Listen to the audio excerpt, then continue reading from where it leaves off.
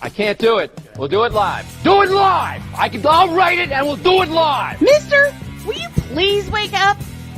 Kelly's one-strike pitch. Swinging a fly ball, center field deep. Bellinger going back to the warning track, to the wall. It's a grand slam! Howie Kendrick has done it! They're going crazy in the Nationals dugout! Howie Kendrick with a grand slam here in the 10th inning of Game 5. The Nationals 7, the Dodgers 3. Do you believe it? This is Snowman in the Morning. Hey, this promises to be fun. Oh, yeah. Can't wait. Are you kidding me? Do you believe it? It's time to set the table for the NBA Finals and other things that are going to go as planned. Good morning, everybody. Welcome to the Snowman in the Morning with Cole Johnson show. One half of that duo is here. That's Cole Johnson. The other half probably will join me momentarily. But on tap today, we're going to give you keys to what we believe is going to be a good NBA Finals. We're going to touch on a little bit of the conference finals of the NHL Stanley Cup playoffs, just a little bit. We're going to throw in a lot of things here and there, have some NFL talk as well. And in the bottom of the second hour, we're going to have Jay Spivey of the Winston-Salem Journal. He will join us, good long-term friend of the show. And we're just going to have fun. So sit back, relax, and enjoy the ride. And if you want to be part of the throng, like my man Sig Diggy over here, we'll do it live. We'll do it live. Good morning to you, sir. If you want to be like my man Sig and others in the SITM fam, like Andrew, Ryan, K Peeps, A Pizzle, and Trisha, and all the others, all you have to do, ladies and gentlemen, is go onto youtube.com. We are live right now. That's right. youtube.com/C/Snowman in the Morning 50. That's Snowman in the Morning 50. That's Snowman in the Morning 50. You do that, and you will be part of the throng because we read any and all interaction that we get from the chat. And we also take that chat from Facebook Live. We're live there as well. And we're also live on the BS3 network as well on Roku TV. How you doing, everybody? And of course, we're streaming and we are podcasting as well. All right. So we are 2 days away from the NBA Finals. And, you know, I'm ecstatic and excited to see this one in particular because I always think it's the old adage of styles make fights, right? So you have a team that is strong offensively, you have a team that's strong defensively, and normally those styles clash, and it makes for a good mix. And if both teams are equal on their strong suit and can compete somewhat on the other suit, which isn't considered as strong, you normally get a really good and competitive series. And I hope that's what we're going to get here. Now, I'm not going to tell you who I think is going to win, but for those who are under a rock, because of the 196 victory in South Beach in Game 7 in the Eastern Conference Finals between the Heat and the Celtics advanced, and they play the Golden State Warriors, who have been waiting ever since Thursday. And that is when they will play next Thursday. I think tip-off is at 9 Eastern, I believe. I'll check that. I'll double check that. But I know it is Thursday. That much I do know. And I believe, and yes, it is 9 Eastern. Tip-off is at 9 Eastern. It is in San Francisco. And here are some keys that I see that needs to happen. For the Celtics, I'll start with them. Head coach Ime Udoka, he has to get into his group the understanding of you must be physical, and you must be physical on the defensive end, and you must play with pace on the offensive end and take care of the ball. Let me start with the physicality on defense part. I'm not going to call the Warriors finesse because they have some physicality to them too, and not just Draymond Green. They have the ability to defend at the perimeter, and they also have the ability to protect the rim. And if you can do both, you need to have some sort of physicality to you. And if you can execute that, then the chances for a team like the Celtics to win the NBA Finals and take home the Larry O'Brien Trophy is much greater. So you need to have the Robert Williams the thirds come up huge in this series. And I don't necessarily mean he has to score 20 points a game, but I do believe he has to make it a point to win, and it will happen when the perimeter defenders get beaten off the dribble, because it's going to be difficult to keep up with Poole and with Curry and with Thompson. If they get a head of steam, then you need to have that rim protector say a couple of times in the game. And if they do that, that is when the success. Now, that is on the defensive end. On the offensive end, and I think this is where they might run into trouble, because the Heat basically gave you the blueprint. You must protect the ball. It is that cut and dry of the Celtics. When they are on offense, you must protect the ball. It doesn't matter if it's Jaylen Brown. It doesn't matter if it is Jason Tatum. It doesn't matter if it's Marcus Smart. You must take care of the ball, because what the Heat showed is that if you play passing lanes, and that's all you got to do. If you play passing lanes, you might get a couple of steals on them. And that's what you have to do with this team to frustrate them. But for the Celtics to execute at the most optimum of levels, they must take care of the ball. And speaking of taking care of things,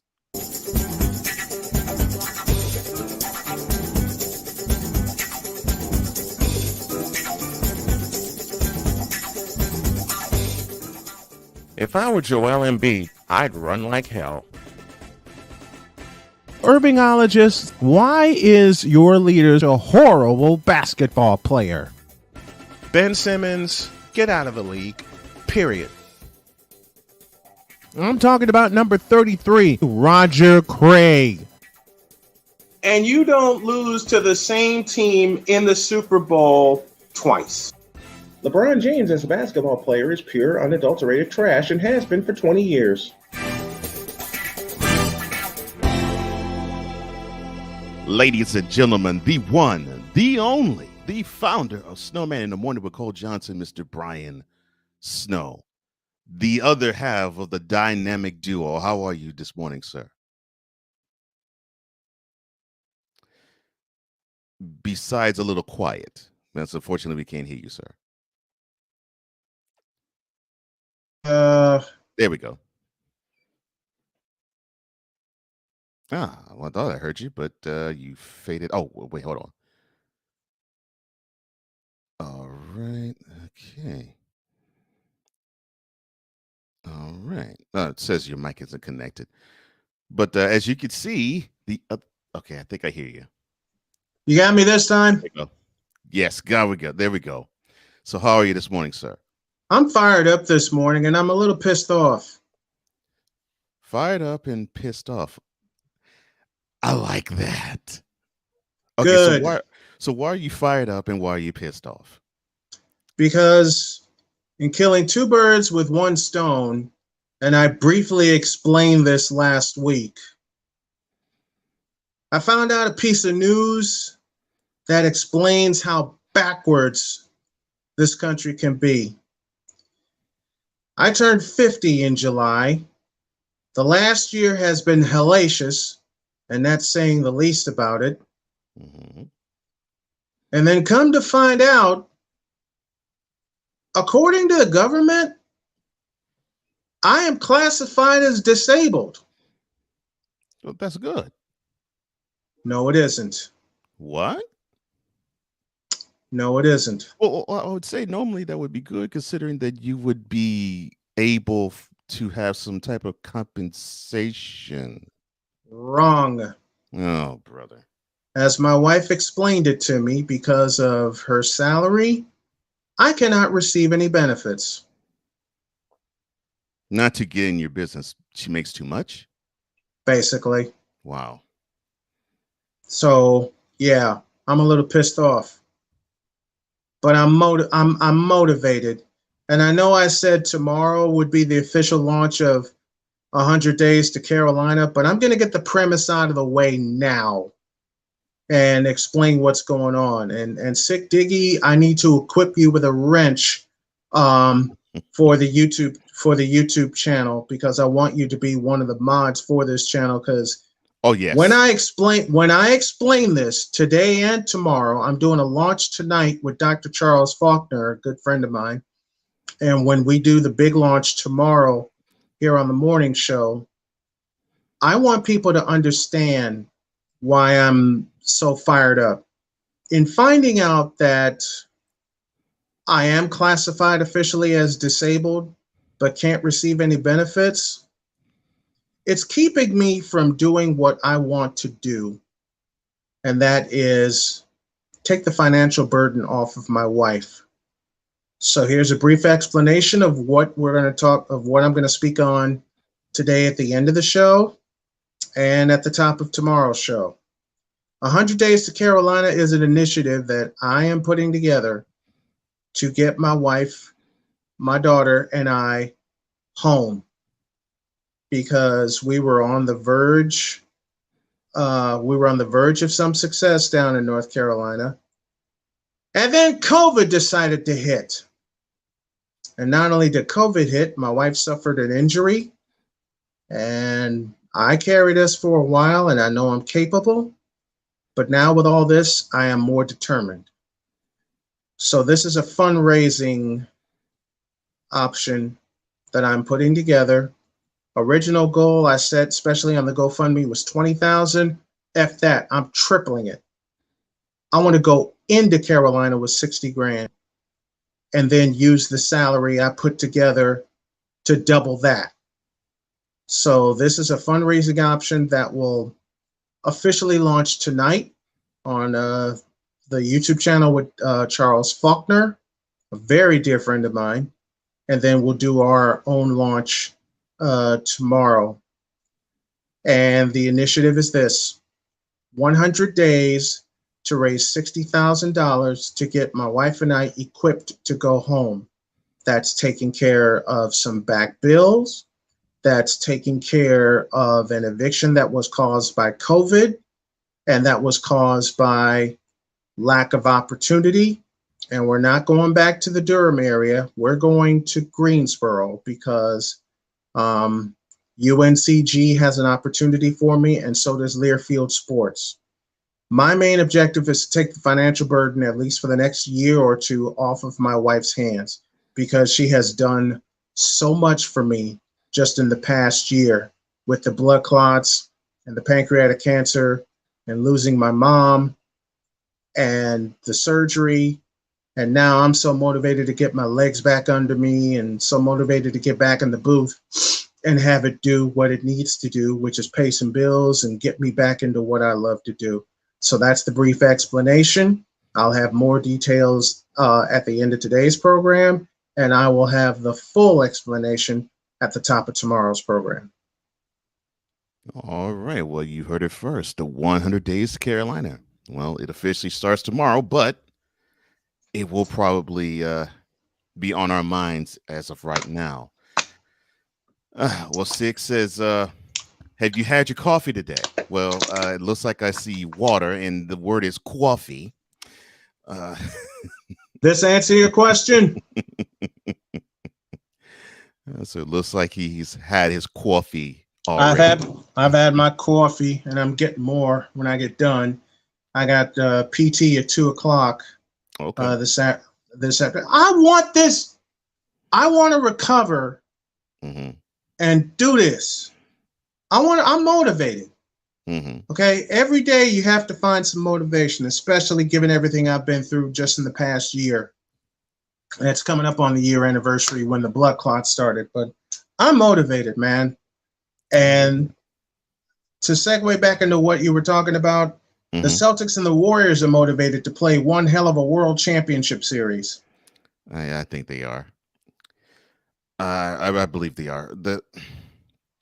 And what I was saying was, to me, I think the biggest key for the Celtics, if they can be physical on the defensive end against the Warriors, and have someone like a Robert Williams III change a couple of those shots whenever you have Steph or Clay or even Draymond at times, or Jordan Poole or Andrew Wiggins to penetrate, just to send a message of it's not going to be a layup drill, and it's not going to be that easy. If he could do that a couple of times and make them think on the offensive end, that will help the Celtics out. And on the offensive end for the Celtics, if they could take care of the ball, that's great. But I think what the Warriors should be boosted by is that series before the conference finals against the Heat.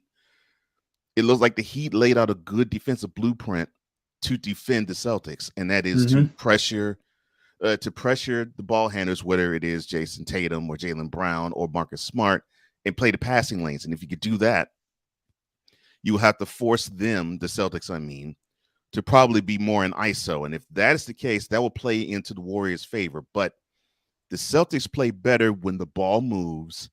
And those three names I mentioned, Brown, Tatum, and Smart, take care of the ball. If they can take care of the ball, it will make it more difficult for the Warriors to defend them. And absolutely. If both the defense, the perimeter, and the post is strong and solid, and the Celtics can take care of the ball, the chances for them to be world champions will be greater. Your thoughts on that, sir? It's going to be a hell of a series. It's forcing the Celtics to play East and West against the Warriors North and South. And defensively, that's the philosophy too. You want to make the Warriors go East and West. But here's the problem. Superior depth will come up against the Boston Celtics, because not only are the Warriors deep, they're also very athletic, young or old. And the key to the Warriors is going to be Kevon Looney. Kevon Looney defending the paint like a madman. And plus, I believe they're expected to get not only Andre Iguodala, but also GP2, who I understand is a game-time decision for Thursday. But as you said, perfect blueprint laid out by the Miami Heat, and that's defend the Celtics. That's defend the Celtics laterally and make them play ISO. Man, if the Warriors are able to make the Celtics play ISO, and knowing Steve Kerr and his brilliant mind, and he's able to take all those lessons, because remember, the Warriors will have had a week off. Right, because the last time they played was Thursday, and then tip-off of the next game will be Thursday. So, yes, they've had a week. And a shout to Mike Breen, who will call Game 1 on ABC of the World Championship Series. Mike, we hope you're well. Yes. We hope that you're back at full voice, because you are one of the four mainstays of television NBA. Brent Musburger, Dick Stockton, Marv Albert, and now Mike Breen. 4 television mainstays when it comes to TV NBA coverage. So when we hear the phrase Mike Breen on hand, it's on like a pot of neck bones. Let's get started with the World Championship Series. People sleep very hard on Breen. Very hard on him. I always loved his calls, even when he was just strictly for the Knicks. Loved his calls. And still love him now. And perfect voice for the New York Knicks. Yes. Perfect voice for the New York Knicks. Yes.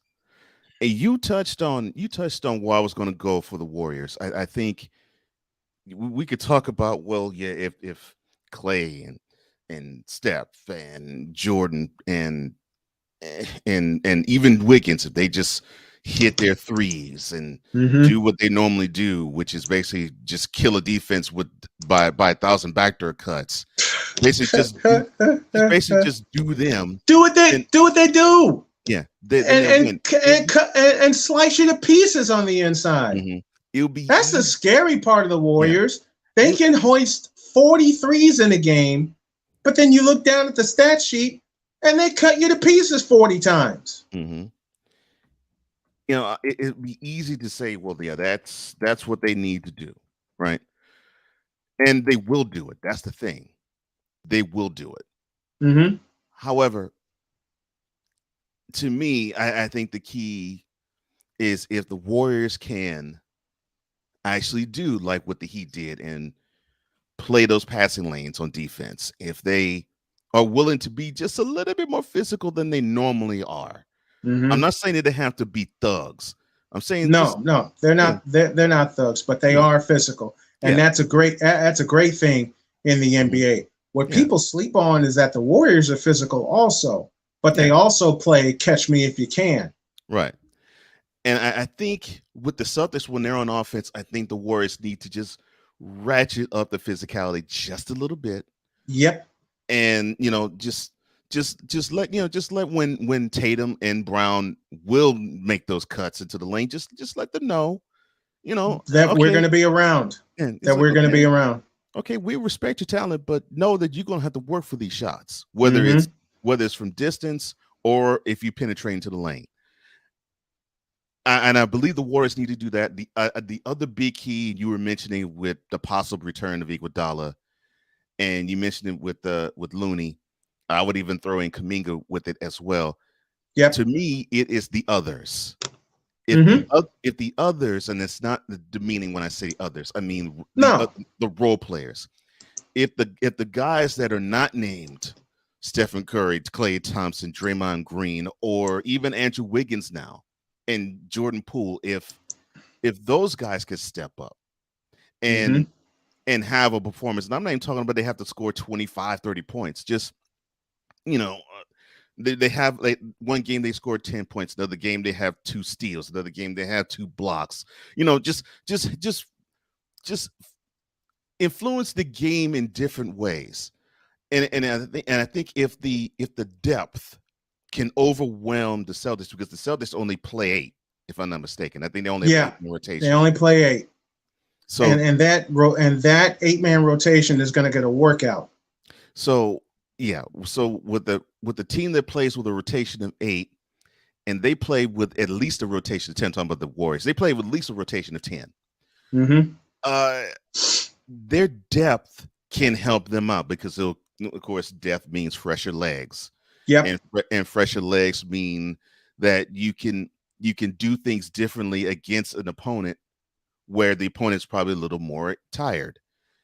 And of course, I really believe, especially for a team like the Warriors, who, they've been a finals mainstay since 2015.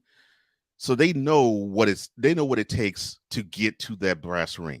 They know what it feels like to win one, and they know what it feels like to lose one. So they know they've been through the experience. So they know what to expect. Because this is, to me, the biggest point for the Warriors. They need to rely on that experience because they're looking on the other end, and there isn't a guy, if I'm not mistaken, that has been to the finals. No. So no. So they need to lean on that experience heavily. Yeah. They need to lean on that. They need to lean on that experience heavily. Lean on that experience the same way they did against the Mavericks. Right. Because remember, it was supposed to. Everybody was saying it was supposed to be the Suns and the Warriors in the Western Conference Finals. I was one of the first who predicted as such. But when the Mavericks got through to the Western Conference Finals, it just seemed like the Warriors flipped on a switch of experience because they've been there. Right. And every time they've been to the Western Conference Finals, they've won it.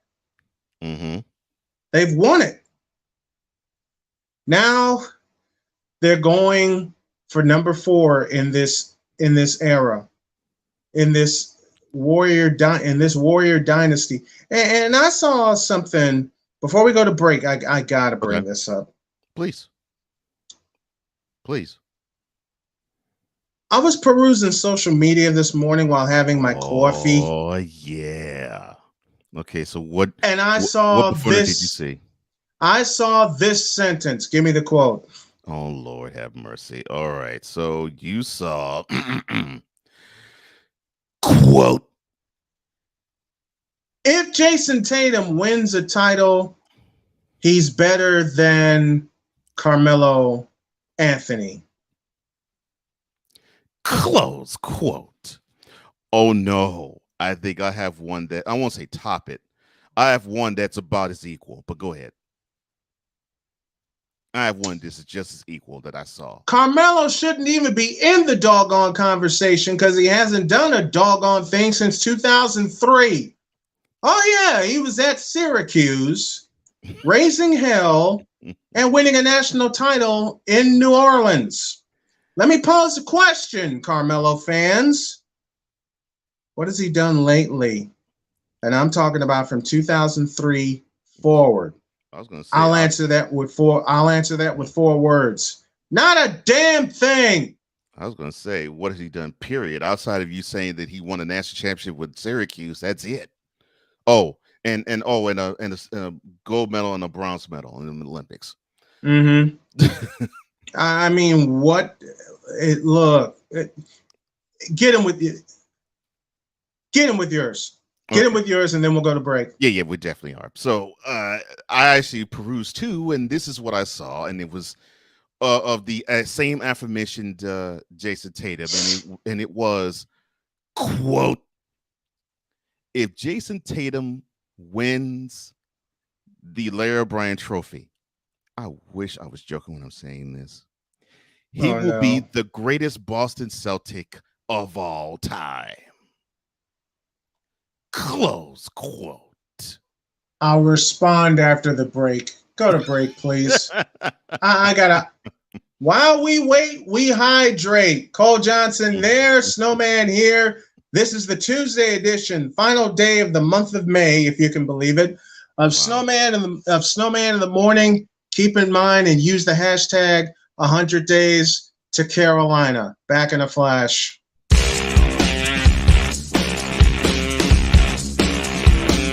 This is Snowman in the morning.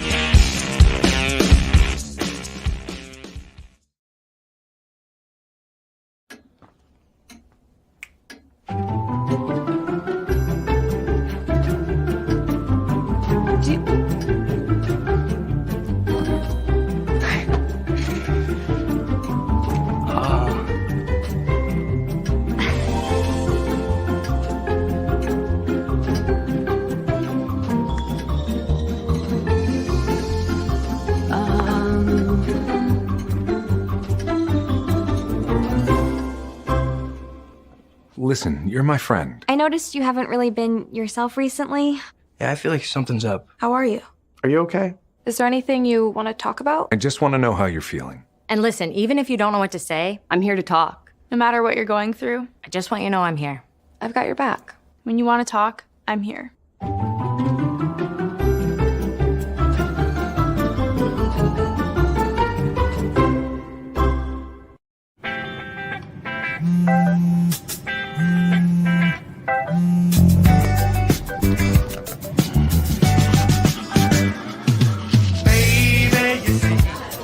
You're so right for me, and I'm right for you. I love the things you do, like sweet tasting wine. Your lips are so divine. Your loving turns me on. My lonely days are gone. That's why I'm never gonna let you go.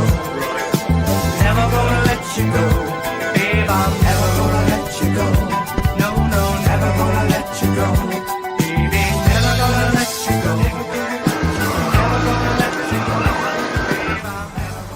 Here you go. Thank you. Thank you.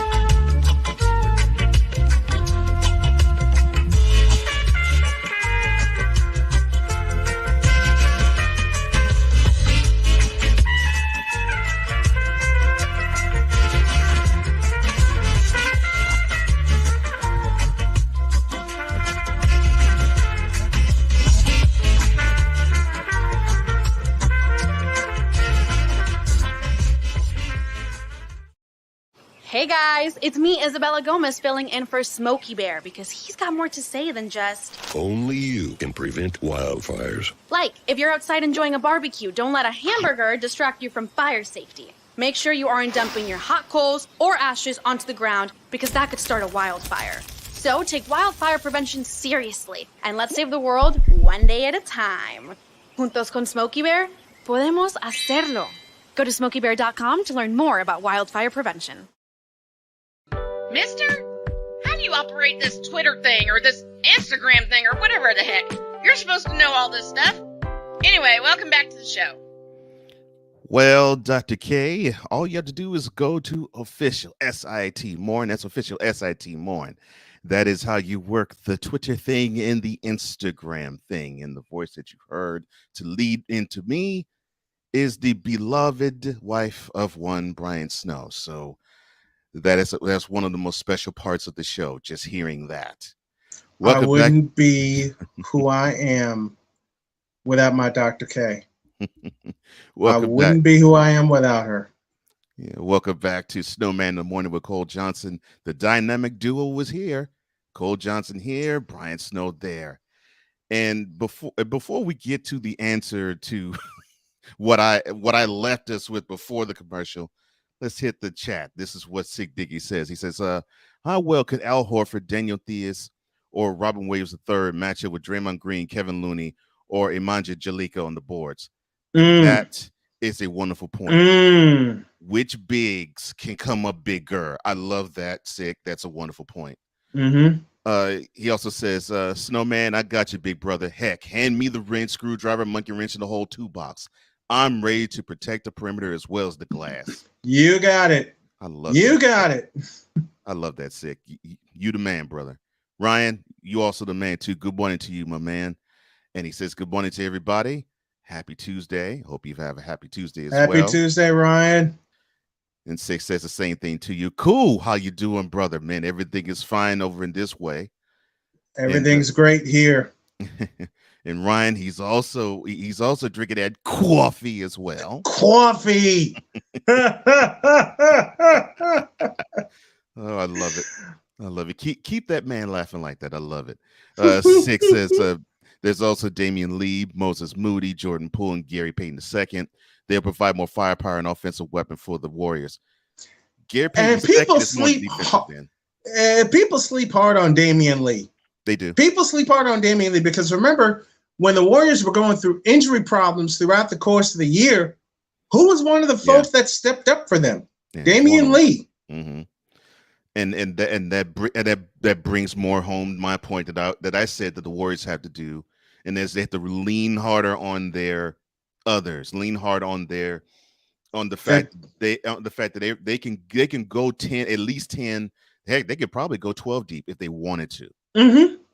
They can go 1 through 12 and surround the Boston Celtics. That's the only thing with the Celtics only playing 8. Mm-hmm. They can go, the Warriors can go 1 through 12.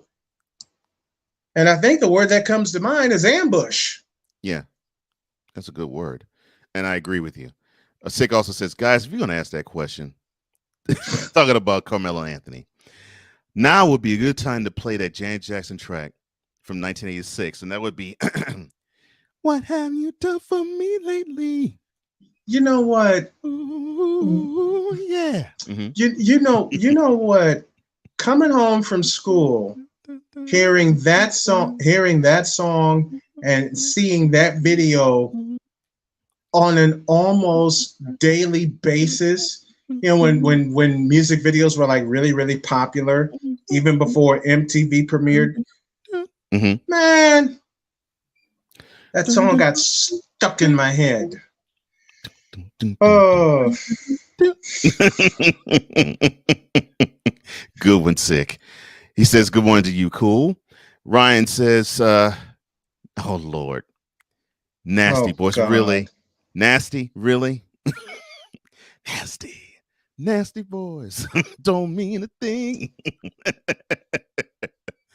Now I gotta look up that song and put it in the library. Doggone it. Or Diamonds Are a Girl's Best Friend. Six says neither.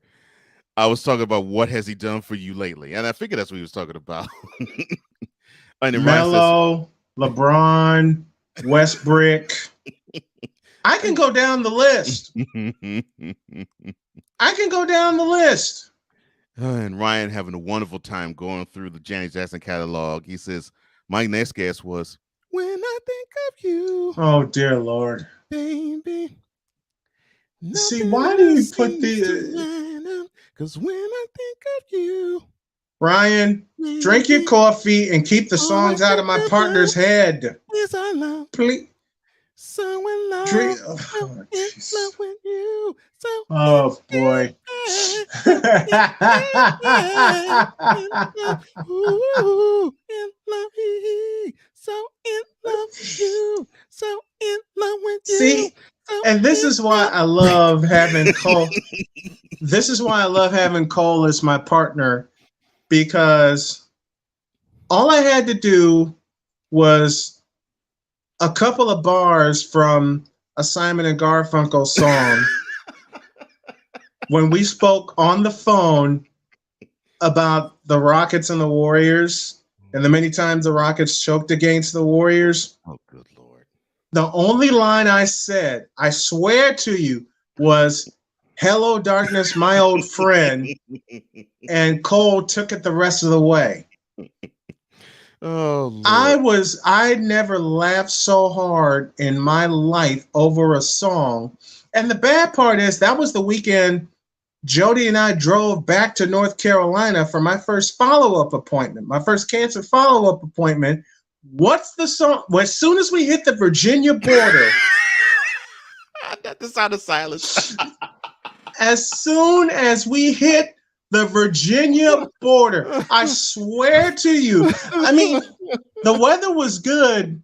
You know, coming out of Indiana, the weather was good. It was like some 50 degrees. Mm-hmm. But it jumped 30 degrees when we got to the Virginia border. We go through the tunnel from West Virginia to Virginia. Mm-hmm. And as soon as we come out the tunnel with the sun shining, what's the first song that was on the playlist? What's the first song that was on the playlist? Oh, Lord. All I had to hear was "Hello, darkness, my old friend." And the crazy part is, I cannot hold a tune to save my life, but here Jody and I was singing that song loud with the windows down, breeze blowing, all the colors of fall flying by while we're driving through Virginia. Oh, my God. Oh, Lord. That was... Darkness, my old friend. And that describes every player. That describes every player that I've got on my laundry list. Oh, good Lord. I'm sorry. Go ahead. I'm sorry. My bad. I can't help it. I love Simon Garfunkel. I can't help it. Do you hear me complaining? No. I'm having fun with it too. Oh my God. Oh man. 1 minute before the top of hour 2, Jay Spivey due to join us at the bottom of the hour. I can't wait to have Jay Spivey on to talk some Panthers. And we're gonna eviscerate the Carolina Panthers. Okay, since people want to try to eviscerate my 49ers and say they're gonna have a doomed season, which they're not. Which they're not. Right. Well, before we reset, we get the rest of these. Let's get these in. So 6 says, he says that question should be asked in the spirit of frustration of one Eddie Murphy from 1987. Oh, Eddie Lord. Murphy Raw. Oh yeah. God. No, Lord. No. I'm not gonna do it. I would try, but I'm not gonna do it. Don't. Because I would derail the rest of the show, so I won't. Ryan says, I'm just happy to see Snowman laughing. That brings me joy as I sip my coffee. Yes. Hey, Ryan, round 2 coming up after I get off the air, and I'm coupling this with like 100 ounces of ice water also. So I'm gonna go soak in the sun while I prep the podcast. Yes, I'm going to go work outside on a gorgeous morning. Mm.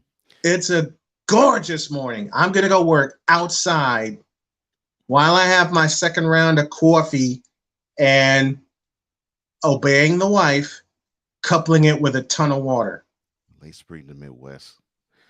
Great thing. Great thing. Yes, it is. All I got to say to that, Sick, is, yeah, I want half. Okay, that's all I'll say about that. And Sick says, Snowman. Half! Stuff it says. Give me half, Eddie. I'll leave it there. Sick says, Snowman, one song that got on my nerves is John Denver's Country Road and Leo Sayers, More Than I Can Say, especially in boot camp. You know what? Country. Why did we drive by West Virginia University on the way down? And that's the first, and that's the first thing she sang too. That's the first line she said, and here we are singing again. Do I mind? No, because I had a wonderful time. I have wonderful times driving with my wife. Wonderful, wonderful times. Thank God for music. Period. Oh yeah, definitely. Thank God for music. Period. All right, we're due for a reset. Let's reset, and we go to hour 2. All right, and you were watching Snowman in the Morning with Cole Johnson and listening to us as well, the dynamic duo. Right back at you. I can't do it. We'll do it live. Do it live. I'll write it and we'll do it live. Mister, will you please wake up? First and 10. Luck steps up, fires towards the end zone. One-handed catch. Mo Alley Cox. This is Snowman in the Morning. Hey, this promises to be fun. Oh, yeah. Can't wait. Are you kidding me? Do you believe it? This is the place where, unlike bronzexuals, we actually did like the 2022 NBA playoffs. Welcome back to hour number 2 of Snowman in the Morning with Cole Johnson. I am Cole Johnson. The other half is here as well, and Brian Snow. Dr. K, that one's for you, baby. And I played that for her, for you to say that to her. And that's for you, baby. I got a funny story about that. We went to lunch the day that happened. We were in Terre Haute, Indiana. We went to B-Dubs, and that was of course a late start. Of course, her team is the Colts, and I support the Colts. We walked in the house when that catch happened because we heard it. We heard it in the house. We got a game in at B-Dubs. Yeah. We hurried in the house and say, okay, let's find the Colts game, and we knew it was a CBS call, and we turned it on, and that play happened. I figured it had a personal bent to it. Very personal. I didn't Very know what. personal. I didn't know what, but I saw it when I first saw it. I said, "Oh yeah, this must have a personal meaning," and I'll find out eventually. And the one you played the other day with George Kittle's catch. I got to tell that story too. Go ahead. We were working at Amazon down in North Carolina. Big game, 49ers and Saints, 2019, and we were scheduled to go in at midnight. So she told me, you have to sleep. You got to get a nap in before we check in. And we'd actually planned to check in early so we can get a double shift in and then, not have to work the next morning. Man, George the Animal Kittle made that catch. And I'm bouncing up and down in bed trying not to disturb Jody. And as soon as Kittle made that catch and he starts sprinting down the sidelines, I'm trying not to wake her up. She's out. I mean, she's out. She's out. Okay? And we went to work and she said, "You look a little guilty." I said, "I'm surprised I didn't wake you up." And then she had this wicked smile on her face and she goes, "Did the 49ers win?" "Yes, they wanted the gun 48-46. And she says, "I know you'll show me what happened when we reset, when we get a nap." Okay, cool. I showed her what happened and she just looked. For those of you watching on the video feed on BS3 TV, she's just, And she just went, he did that? Uh-huh. And she goes, I'm surprised you didn't wake me up. Oh my gosh. But yeah, this is hour 2 of Snowman in the Morning. For those of you watching live on BS3 TV, on Roku, listening live on Real Wise Radio, as well as the SDM Sports Network. We're also live on TuneIn. You can also find us on iHeartRadio and all your favorite podcast outlets. The podcast will be up 90 minutes after the show's completion. And as I said, I'm working outside today before it gets too hot and before I have to do my PT. Bottom of this hour, we'll hear from Jay Spivey. Yes, sir. And we're gonna have some fun. Oh gosh, I'm looking forward to it. It's been a minute since we've chopped it up with him. It'll be great to see him return. Oh yeah, I'm seeing you sick. He said thank God for cooling the game. Yes. Yeah. Dear God, yes. Yes. Get it, baby. I'm sorry. Ryan says, reminds me. I told you not to do that. If you want it. I'm sorry. Hey. Ryan says, if you want it. I'm sorry. 1 9. I'm sorry. Ryan says, reminds me of the long road trips I took with my dad as a teenager. All we had was John Denver and Broadway tapes to listen to. Sick. Oh dear God. You know what I saw in my granddad's car, and I'll never forget it. An 8-track. I saw an 8-track in my granddad's car. The first time I rode in it. What was playing on that 8-track? Cool in the Gang.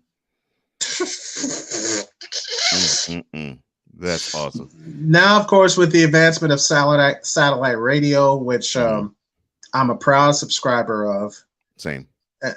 I'm a proud subscriber of Ryan McCarthy. When I took road trips, family drives with Dad, there was always music, and there was plenty of singing along in a couple of languages. I love it. That would have been cool. and for those of you that wonder, yes, we are your international morning sports show. Thank you, Sig Diggy, tuning us in from Norway. That's right. So what we're gonna start doing, and I think we can start doing it tomorrow. For those of you that normally check in, let us know where you're checking in from. For those of you that check in for the first time, let us know where you're checking in from. And Cole, if you'll put this banner across the bottom, please. We're looking for some help.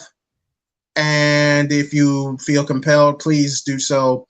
PayPal.me/snowman2172. Or if you put this one up as well, you can subscribe to Patreon, because beginning June 1st, we will have some behind the scenes footage of what we do here at Snowman in the Morning and the SDM Sports Network and Cole Sports. And that's the man, Cole Johnson, the man in charge. And I knew I'd made the right decision in bringing him on. Support the show, patreon.com/SIT morning. You can donate paypal.me/snowman2172. Now, see, why do I feel like busting out Jungle Boogie? Get down, get down, get down, get down.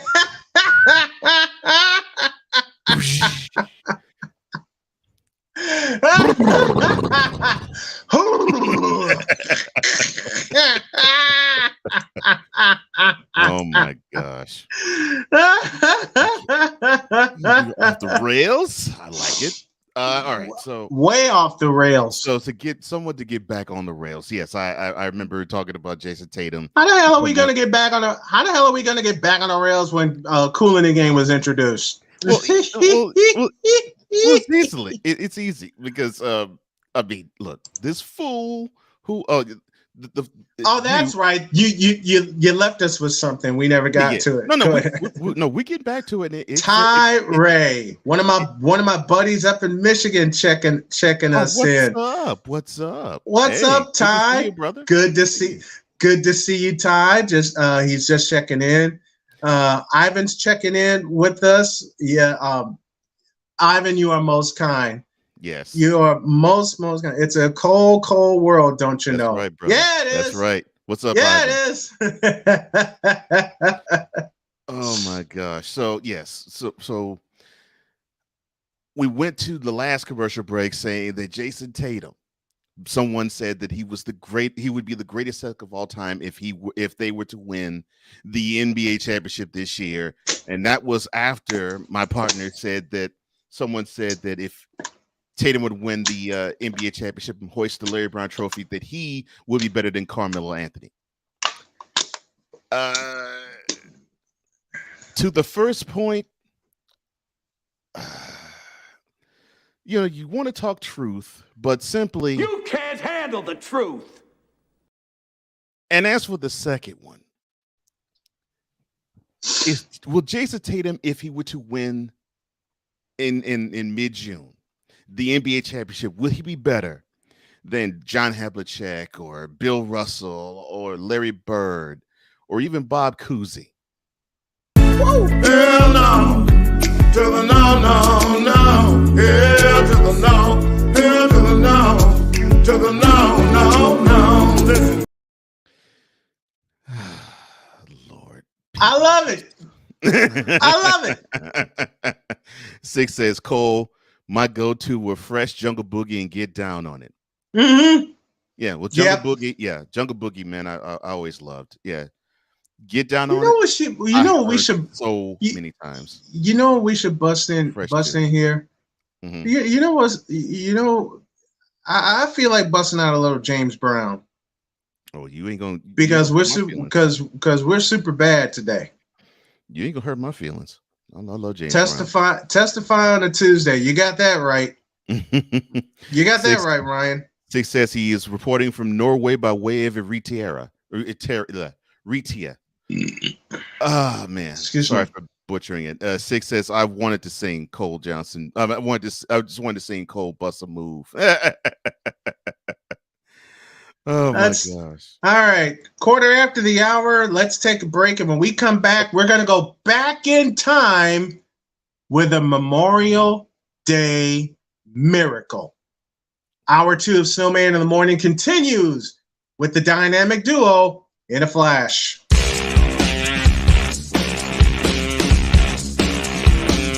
This is Snowman in the Morning.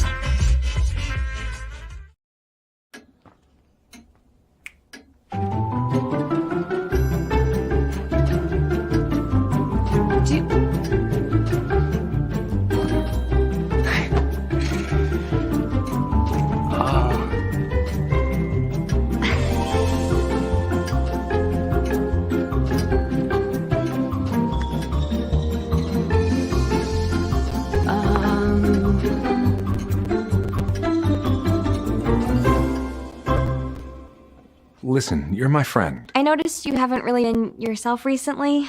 Yeah, I feel like something's up. How are you? Are you okay? Is there anything you want to talk about? I just want to know how you're feeling. And listen, even if you don't know what to say, I'm here to talk. No matter what you're going through, I just want you to know I'm here. I've got your back. When you want to talk, I'm here.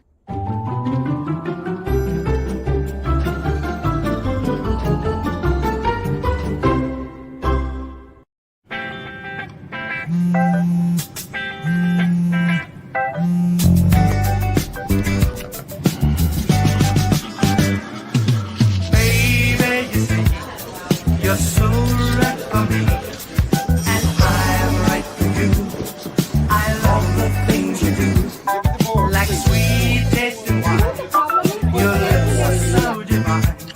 Your loving turns me on. My lonely days are gone. That's why I'm never gonna let you go. Never gonna let you go. Babe, I'm never gonna let you go. No, no, never gonna let you go. Baby, never gonna let you go. Never gonna let you go. Babe, I'm never Here you go. Thank you. Thank you. gonna let you go.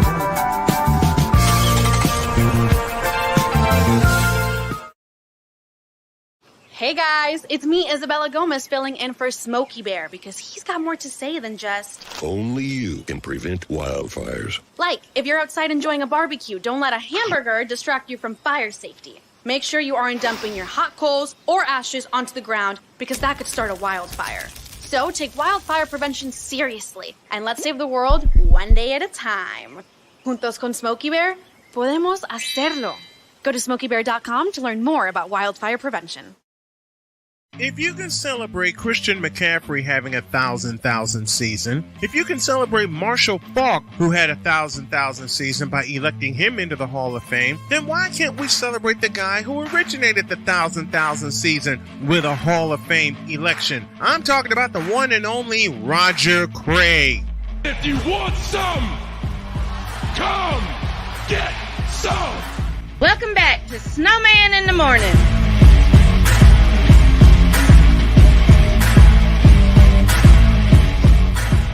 Thank you, Dr. K and John Cena, for that intro. Welcome back to Snowman in the Morning with Cole Johnson, with Brian Snow. I am Cole Johnson. The dynamic duo is back, and the chat is lively.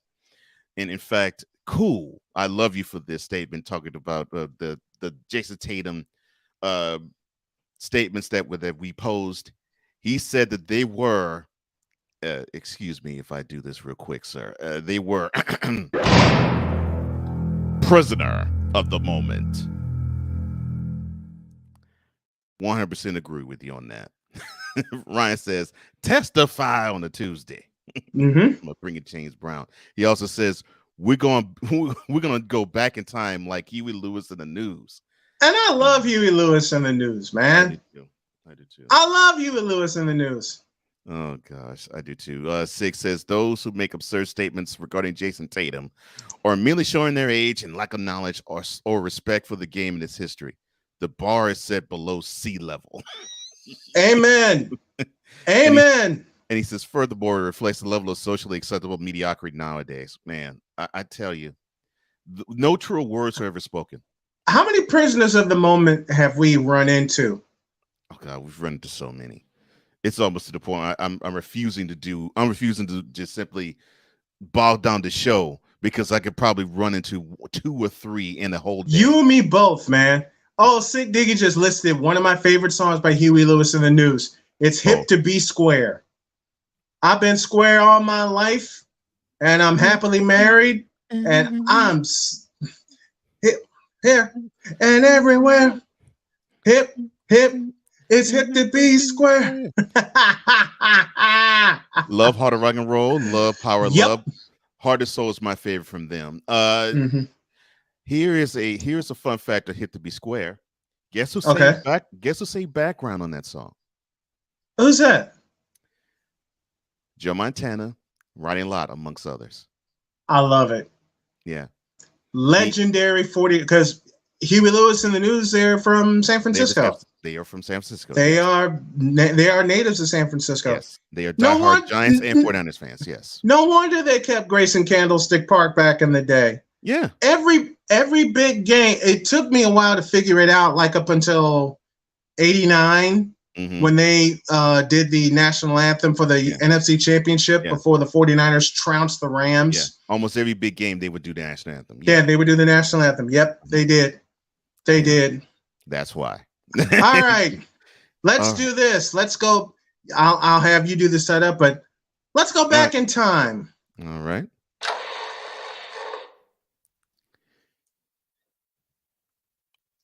Here's Snowman in the Morning, going back in time, and we're going back to 1999. As my partner would say, scene of the crime, the Alamo Dome, San Antonio, Texas. The game Blazers, Spurs, game 2 of the Western Conference Finals.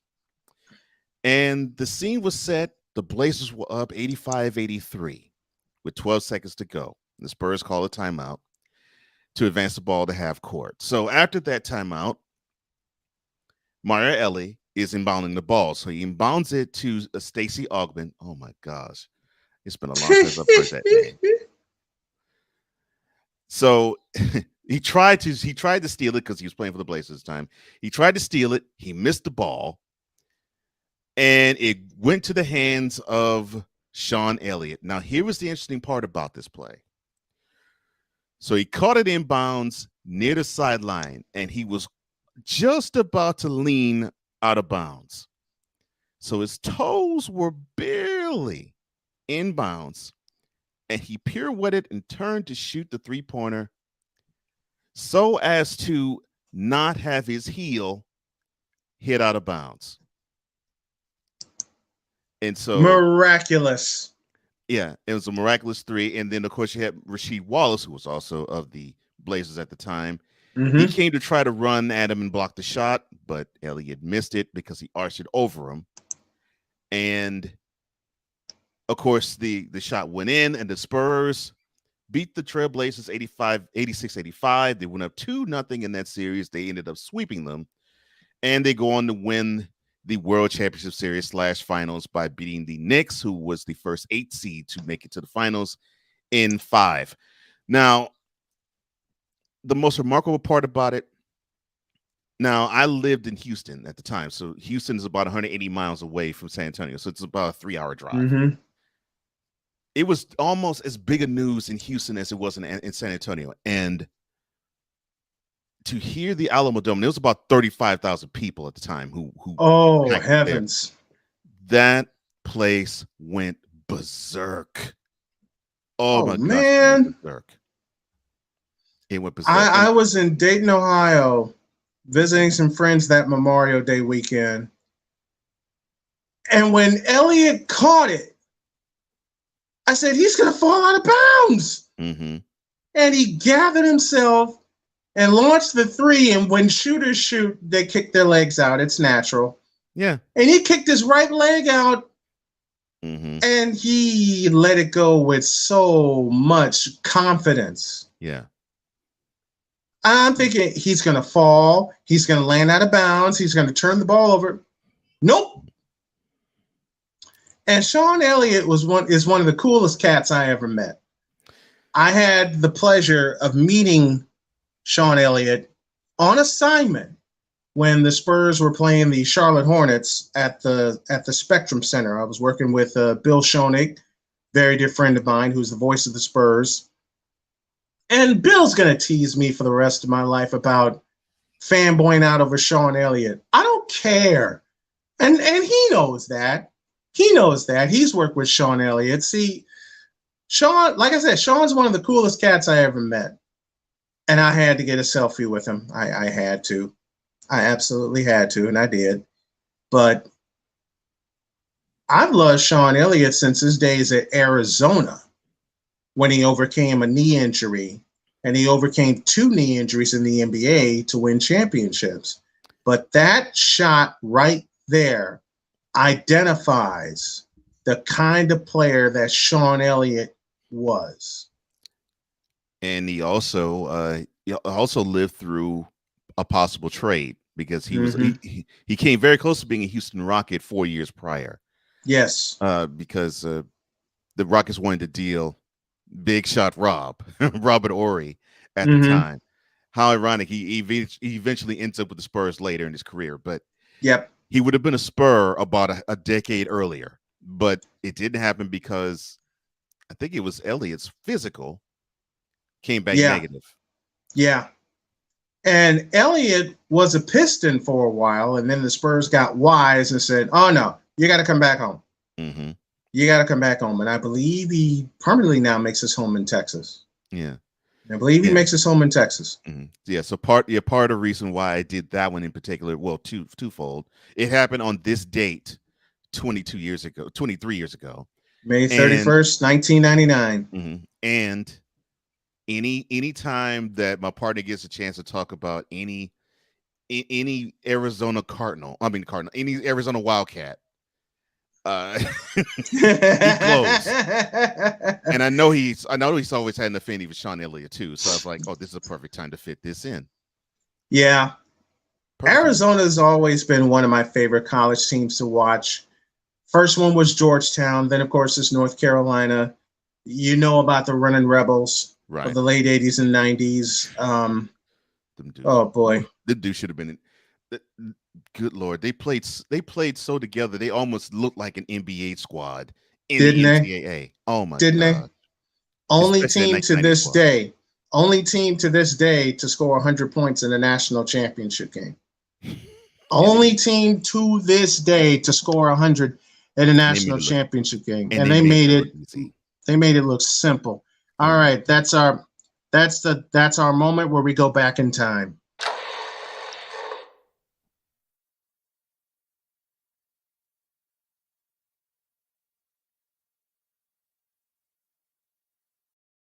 All right, before we take the pause for the cause and respond to some of these in the chat, Six says, wasn't this around the time Rasheed Wallace set the record for most technicals in second to final single season? That was the very next year. That was 2000. 2000. The very next year. When they damn near put the Lakers out of their misery. If they actually were invested to play the last 7 minutes of that game 7. Sick also said, wasn't this around the time Sean was battling kidney disease?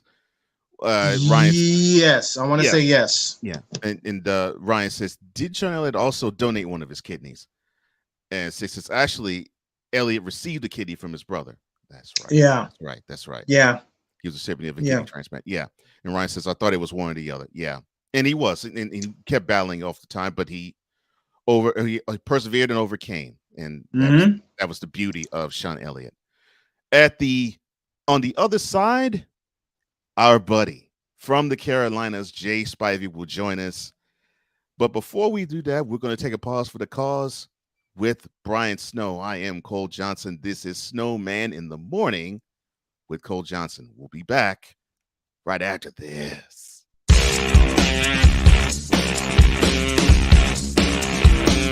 This is Snowman in the Morning.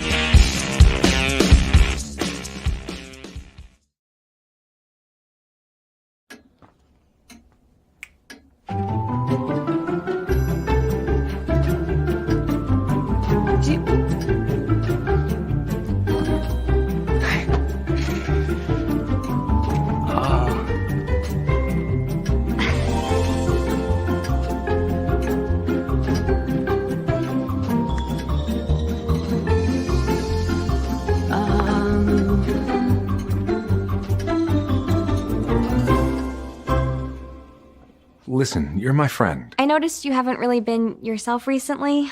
Yeah, I feel like something's up. How are you? Are you okay? Is there anything you want to talk about? I just want to know how you're feeling. And listen, even if you don't know what to say, I'm here to talk. No matter what you're going through, I just want you to know I'm here. I've got your back. When you want to talk, I'm here.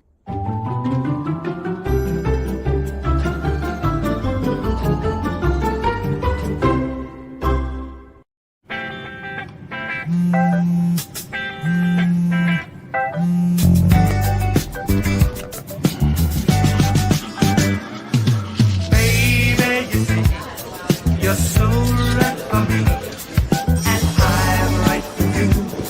I love the things you do, like sweet tasting wine. Your lips are so divine. Your loving turns me on. My lonely days are gone. That's why I'm never gonna let you go. Never gonna let you go, babe. I'm never gonna let you go. No, no, never gonna let you go.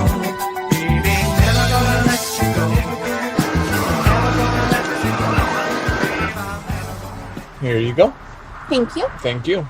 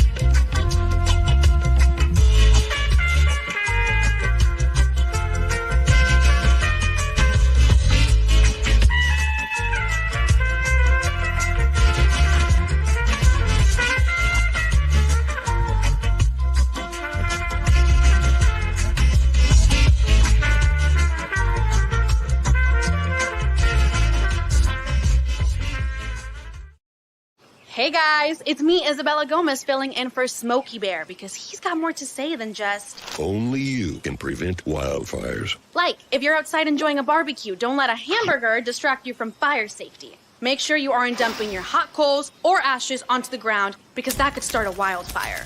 So take wildfire prevention seriously and let's save the world one day at a time.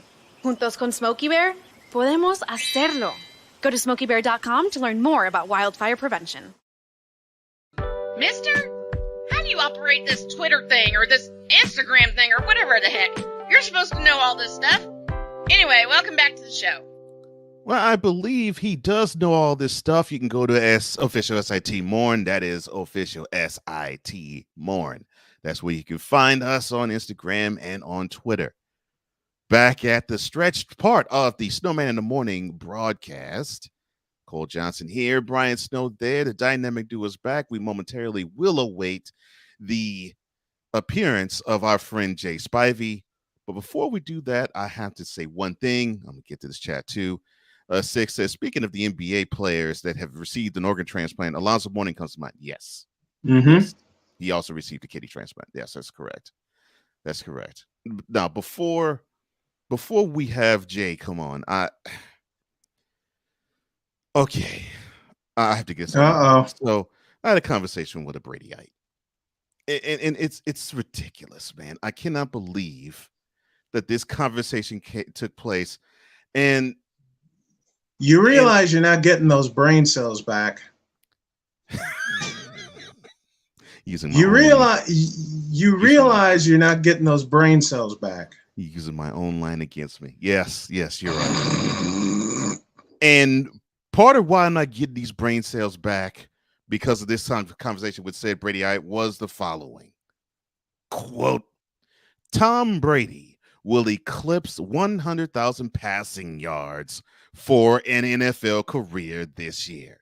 He is the GOAT. And that is yet one of the now 10 chapters in the book, The Bradyite Handbook, Why Your Favorite Quarterback Sucks. Oh, yeah, and another new chapter to the Bradyite Handbook is the following. Oh, no. My quarterback will make $37.5 million a year in retirement from Fox. How about yours? Bitch, please. Let's see. How many ways can I slice these two things up? All yours. All yours. Surpass 100,000 yards for a career, making him the GOAT. Lies. Absolute lie. Just lies. Just plain straight up lies.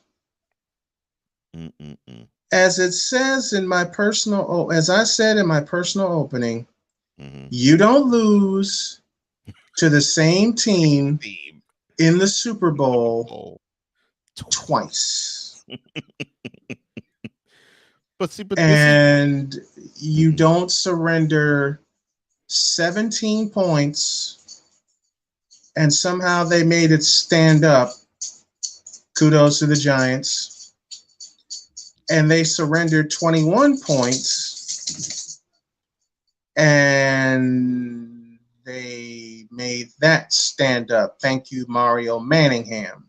You also don't clown the same team there. You don't say that they said they could hold us to 14 points, and they did.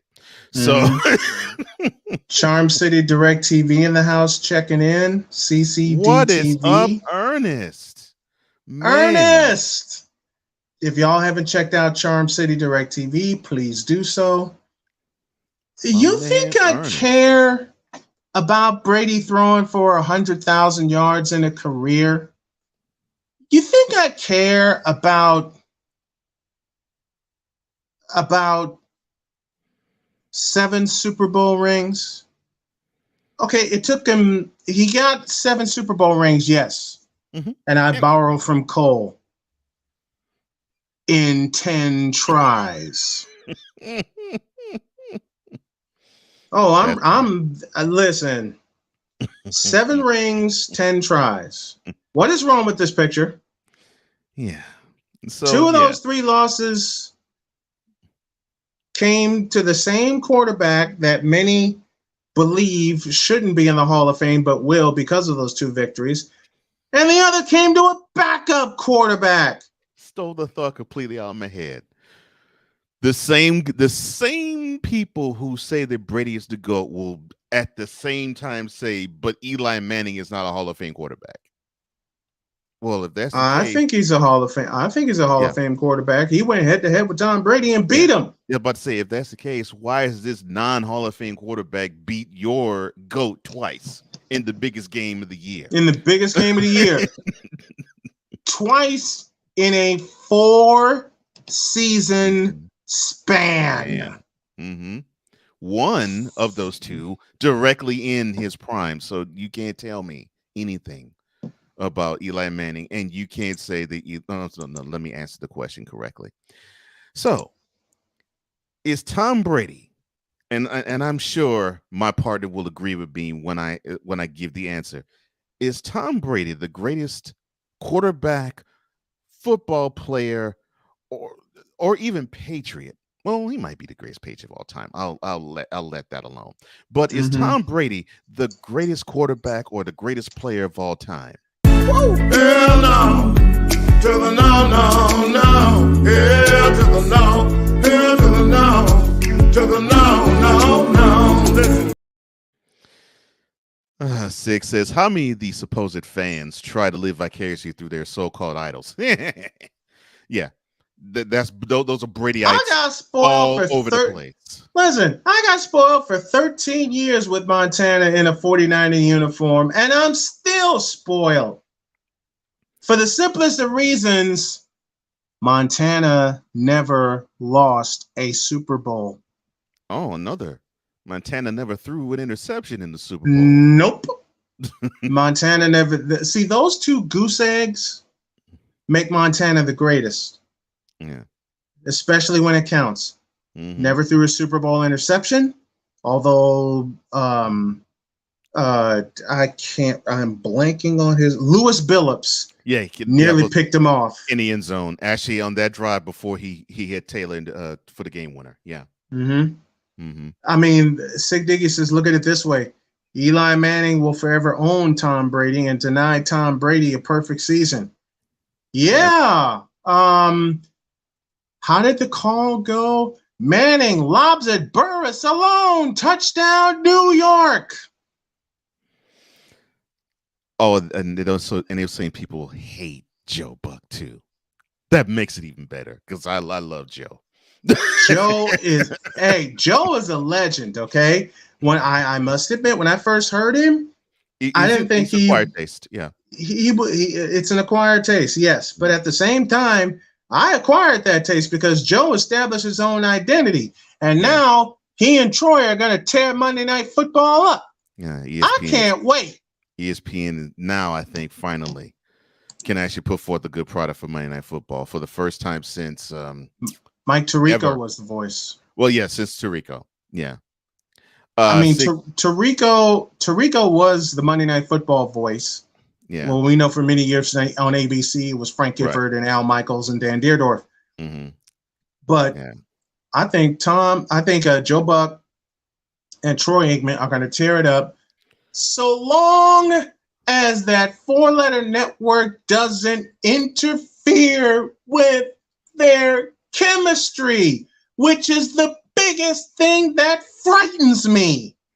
I don't think I'm climbing in your head. I don't think they will, simply because if they know that they come as a package, they wouldn't interrupt them. But then again, I'm still climbing in your head. Yeah, because I was gonna say in the same breath. But then again, we are talking about the same network breaking up Mike Golick and Mike Greenberg after 19 years of a Mike show, that in which it was the #1 program in the whole network, radio or TV. And they threw them together. Yes. The same way WFAN threw together Mike Francesa and Mad Dog Russo. And I am a huge fan of that show. I try to pull up archives and listen to it as well as Mike and Mike whenever I can so we can improve our game. And we're forever. And for all you that don't understand, we are forever improving our game. Oh, forever improving our game. We always have to learn. Six says, "Anybody Always seen the movie The Fan?" I have. Wesley Snipes and Yes. Robert De Niro, and Yes. Ernest of Charm City TV says he has. I have also. Mm-hmm. And he says, "Thank you, Charm City TV," or Ernest, my man. And yes, I'll throw a shout out. Check out Ernest. He's 1/4 of the Knucklehead Chronicles podcast. Airs Sunday 3:30 p.m. Eastern on BS3 Network. Good awesome stuff. And good stuff. And the dude has his own good stuff too. And he's owner of a network, Charm City TV. That's what it's named. And the dude is just full of great content, and just great diverse content.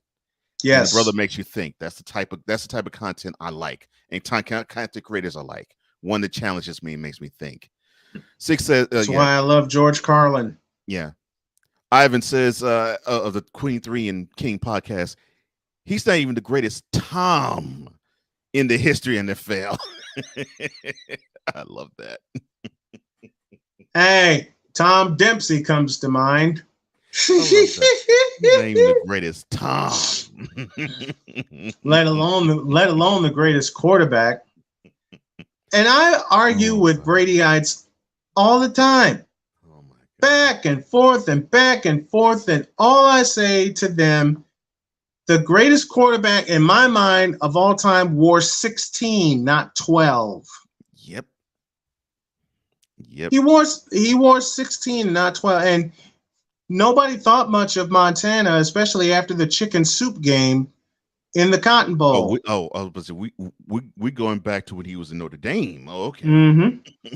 And his first major comeback, 1980 against New Orleans. Anybody who remembers that game, the Niners were down 35-7. And I have the original broadcast of that game when Ray Wersching won it in overtime, 38-35 with a walk-off. Mm-hmm. That's the start of the comeback story for Mr. Montana. And see, and Bradyites will have you think this.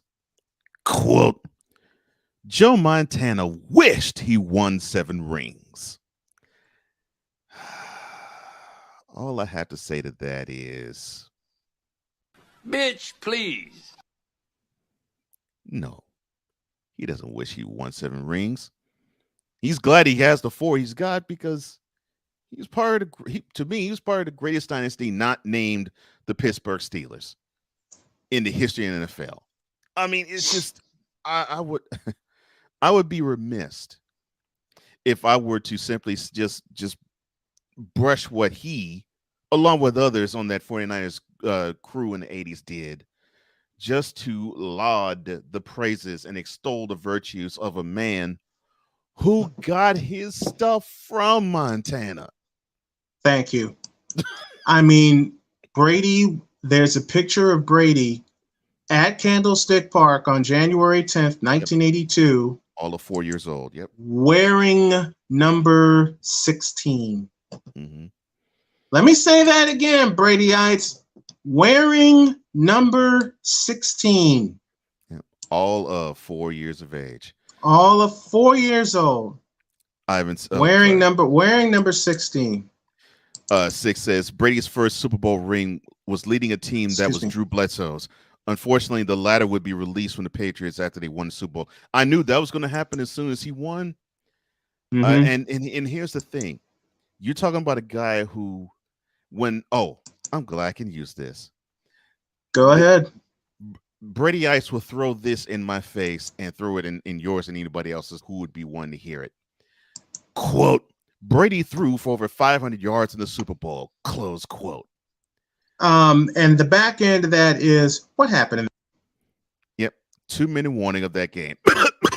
Uh-oh. Sorry about that. I was like, 2-minute warning.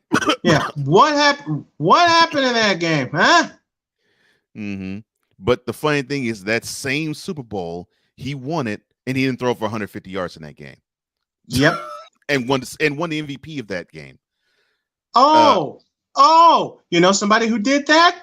Mr. Montana, Super Bowl 16. Yep, his first of 3. And the bad part is in Super Bowl 16, the defense won that game for San Francisco. Montana barely threw for 165 yards, but he got the job done. Yep. That game is noted for the goal line stand. Danny Buns, Hacksaw Reynolds. Excuse me. Ivan says Joe Buck is one of the best in the game today. More importantly, he's a good, down-to-earth dude. Agreed. Every bit of his father. I've heard him I've heard him several years in the DFW area. Good dude. Yes, I agree with you. Every bit of his father. Yeah. Every bit of his. Let me say that word one more time. Father. Mm-hmm. And the thing I always loved about Joe is that he recognized that Jack, his father, was a legend. He knew it. He knew it before he took the mic. And yet he knew it going to games with him. Mm-hmm. But he decidedly wanted to carve his own path and do things his own way and establish his own style. And that is what makes me respect Joe more than anything else. That he carved his own niche and created his own style. He wasn't trying to be Jack Buck Jr. on the mic. Right. And I always love and respect him for that. I will always love and respect him for that. Same. 6 says Same. Yeah. Oh man, it's just great. But hey, Wise is in the house this morning. What's up, Wise? Wise, what's up, man? What's up? Oh man, but I mean, just the ridiculousness that you hear with these Bradyites. Like, see, these Bradyites will make you lose brain cells. They do. I mean, they actually wholeheartedly believe things like, quote, Peyton Manning can lays Tom Brady's cleats, close quote. But they conveniently forget that those two went at it in 4 AFC Championship games. Mm-hmm. You know how many your GOAT won of those 4? 1. Peyton is 3-1 against Tom Brady in AFC Championship games. And he's 0-2 against best Eli one. in the Super Bowl. best ones against the Indianapolis Colts in 2006. The 2006 AFC Championship game, which is one of the best I've seen. And Manning brought his team all the way back. Mm-hmm. They had the lead. Brady driving them downfield, and then he's picked off. Mm-hmm. Bob Lamey, I'm going to find that clip with Bob Lamey's call. Marlon Jackson with the interception. Marlon Jackson. I almost said the wrong one. I was going to say Bob Sanders, but yeah, it was Marlon Jackson. Yeah. Marlon Jackson, number 25. Mm-hmm. Picked off Brady to seal that win. And you could have swore the roof was going to blow off the RCA Dome. Yeah. I remember watching that in the Buffalo Wild Wings. and this is in Houston, mind you, and people were going buck wild. I bet. They were going buck wild. I bet. Oh my gosh.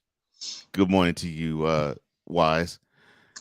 Wish me luck, y'all, with this fundraiser. I got enough in the till to start the electronic rebuild here on my end. But if all goes right, I'll be able to slip my wife a little electronic laptop surprise tomorrow. Nice, bro. A little early birthday present for number 50. Because I want to take care of her financially, and not just for a few months either. Because when she injured her Achilles, she tore her Achilles working at Amazon. And she looked at me and she says, "You have to carry us." And at that time, Cole, as you know, we talked during that time. Mm-hmm. I was going through a hell of a lot of depression, and I didn't have any depression medicine. Right. But I'll be damned if I didn't stick it out the best way I could.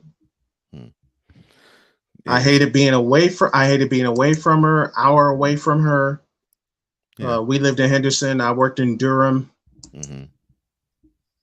I mean, even when I would do games, I hated being away from her. Yeah. Absolutely hated it. But got properly diagnosed. I have my depression meds now, and they've come in handy. A therapist is going to come in handy, and we're approaching the top of the hour. So let's just make it potluck and go all the way through. We'll try to get Jay on tomorrow. Okay. Because he hasn't responded yet, and we're just working on tightening up the fathership here. But man, this has been the most fun show I've done in a while, and I have you, Cole, to thank for it. I got the folks in the chat to thank for it.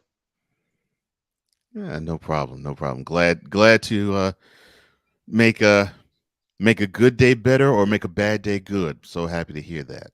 That's what we do. It feels so right. It feels right. Yeah.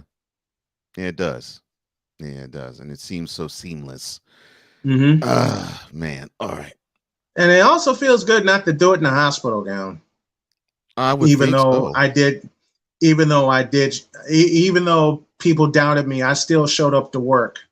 The evidence is out there, folks. I was in a hospital gown, not tied to a bed, but restricted to a bed because they wanted me off my feet because of the wounds I'm dealing with right now.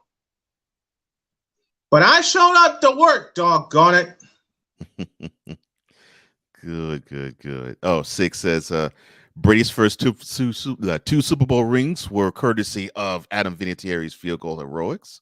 Mm-hmm. And Brady's fourth was courtesy of Russell Wilson's error of not having Marshawn Lynch go in beast mode at the goal line. Which has forever tainted Russell Wilson's career, period. And it's also tainted Pete Carroll's. Yeah. It's forever tainted Russell Wilson's career. And Ryan, like Matt McFadden and Whitehead, ain't no stopping us now. Love it. We got to find a way. We may have to find a way to close with. That song. Might have to find a way to close with that. Groovin'. Okay. Got to find a way to close with that now. Oh man. Yeah. Now that that song's in my head, we got to find a way to close with it. We'll get it figured out. That's all right. See, and man, we run the gamut today. Mm-hmm. Preview the. You know what? Let me say congratulations to the New York Rangers for the performance last night in Carolina, where they walked up to the Carolina Hurricanes and socked them in the mouth.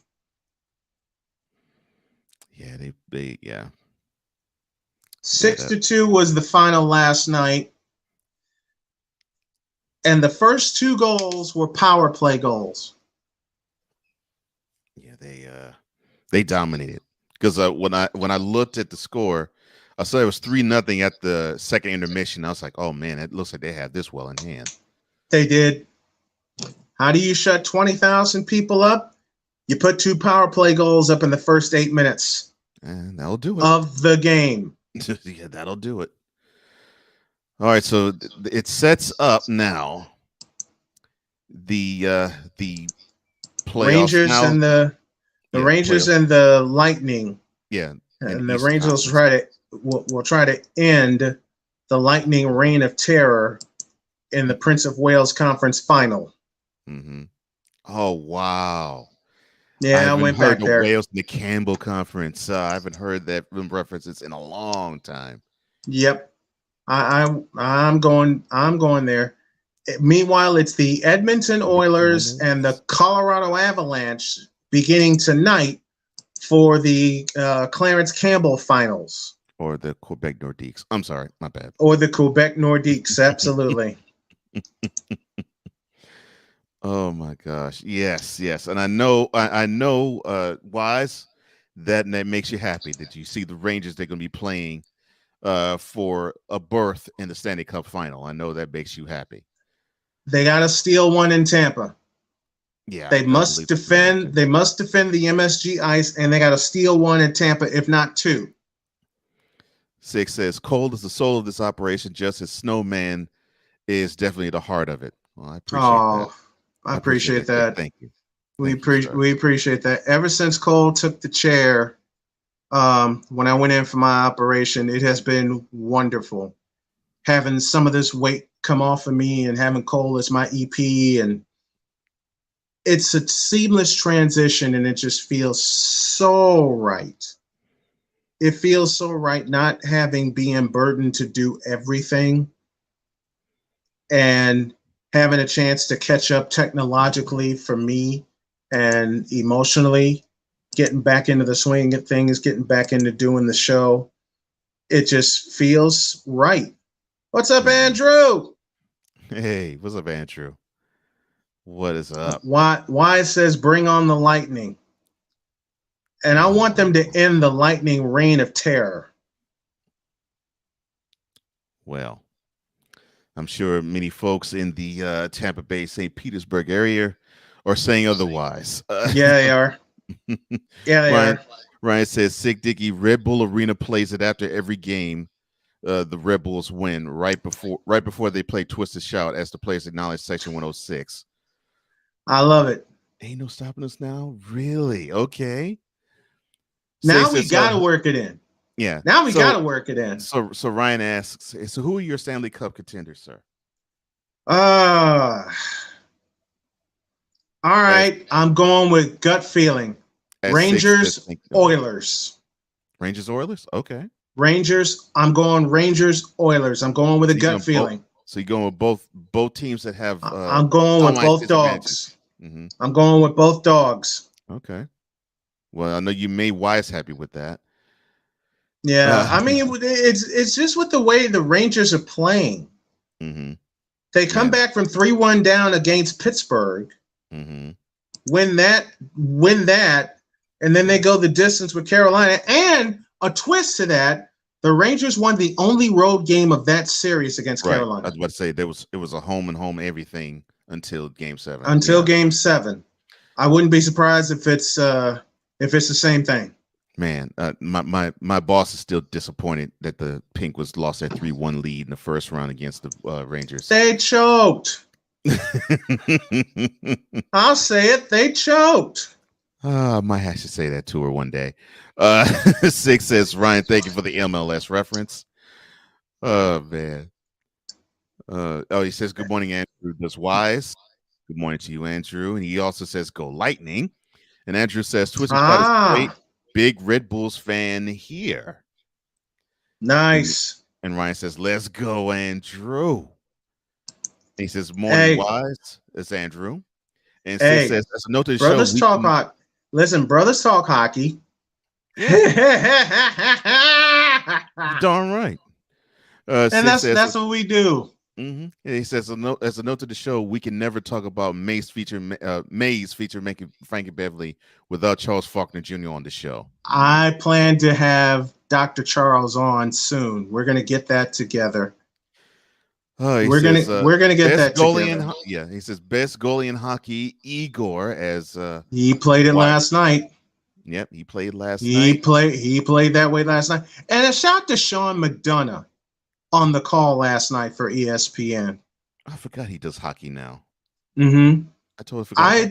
I'm totally used to Gary Thorne. I am too. I'm totally used to Gary Thorne carrying the mantle for the NHL on ESPN, but Sean McDonough knocked it out of the park last night.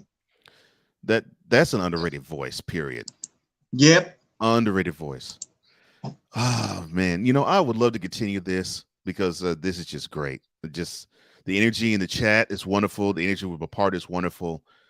Unfortunately, we have run out of time, and I hate to say that, but yes, we have. Damn. It's been a joy and a pleasure to be part of this. It has been terrific. Ride. It's been terrific. And this is actually the first time in 2 months now since we actually have had a full show together like this. So this was actually a watershed moment for this program. And we've had plenty of viewers. We've had a couple likes. Do me a favor, folks. Subscribe to the YouTube channel, Snowman in the Morning. Let's do some housekeeping before we get out of here. If you'll put this graphic up, subscribe to us on Patreon, patreon.com/SIT Morning. Beginning next month, we will start doing some behind-the-scenes footage. Also, you can donate to the show at paypal.me/snowman2172. All right, Cole, take us out of here. Take us out of here. All right. Well, you can find us at official SIT Morn. You can reach us there. And how can people reach you, sir? Well, official SIT Morn for the show and B Snow Multimedia on the personal side. All right. And you can reach me at Cole Sports with the Z at gmail.com and on YouTube. Just go to youtube.com/C/Cole Sports with a Z. You'll get takes similar to here, but it's a little different because it's a different show and you get a different side of me. Not another, just a different one. Yep. Because I'm the same no matter where. So for all of us here at the Snowman in the Morning with Cole Johnson family and broadcasting area, I would love to say the following to you. Take care, God bless, and make your next move your best move. And always remember, if your dreams don't scare you, then they're simply not big enough. Dream big, do bigger. I know bigger. the chat. I know that's what you all are doing in chat. I know that's what Brian is doing. That's what I'm doing. We hope you all watching and listening are doing the same. Thank you so much for having us grace your morning and every morning as we bring you the hottest of hot takes and the coldest of cold hard facts. You'll hear that again in a few seconds. And joining us tomorrow will be Jay Spivey, Chris Deeks, and it's Ron Sexual Confessions Wednesday. And who are we going to do? The NBA Finals. Until tomorrow. Thank you. Thank you for tuning in to Snowman in the Morning with Cole Johnson. The hottest of hot takes and the coldest of cold, hard facts.